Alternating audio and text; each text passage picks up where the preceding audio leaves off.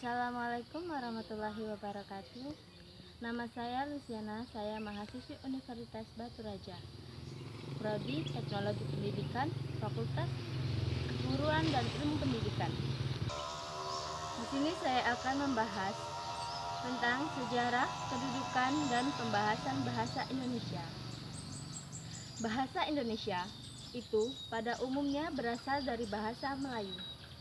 Pada zaman sebelumnya, lebih tepatnya pada zaman Kerajaan Sriwijaya, bahasa Melayu itu banyak digunakan ialah sebagai bahasa penghubung antara suku pada pelosok Nusantara.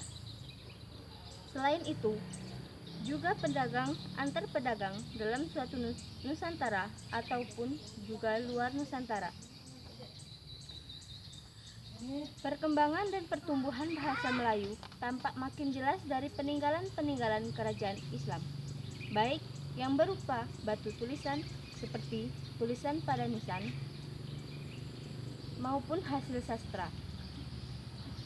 Bahasa Melayu menyebar ke pelosok Nusantara dengan penyebaran agama Islam di wilayah Nusantara. Bahasa Melayu mudah diterima oleh masyarakat Nusantara sebagai bahasa penghubung atau pulau, antar suku, antar pedagang, antar bahasa, dan antar kerajaan.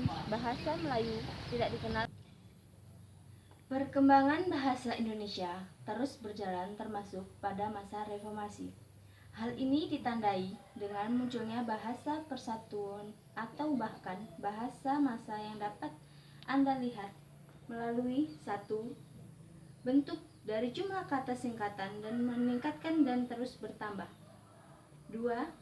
Penggunaan dan istilah atau bahasa asing yang juga dapat dalam surat kabar dengan jumlah yang semakin banyak. Dalam perkembangan tersebut juga dapat terlihat bagaimana kedudukan dari bahasa Indonesia itu sendiri, yang mana pada awalnya dikenal sebagai bahasa nasional, sastra, dan bahasa pemersatu. Kedudukan bahasa Indonesia yang pertama, sebagai lambang identitas ataupun jati diri bangsa. Yang kedua, sebagai lambang kebanggaan diri bangsa Indonesia. Yang ketiga, sebagai alat pemersatu yang tentunya digunakan di berbagai kalangan masyarakat Indonesia yang memiliki latar belakang dari etnis serta sosial budaya yang berbeda.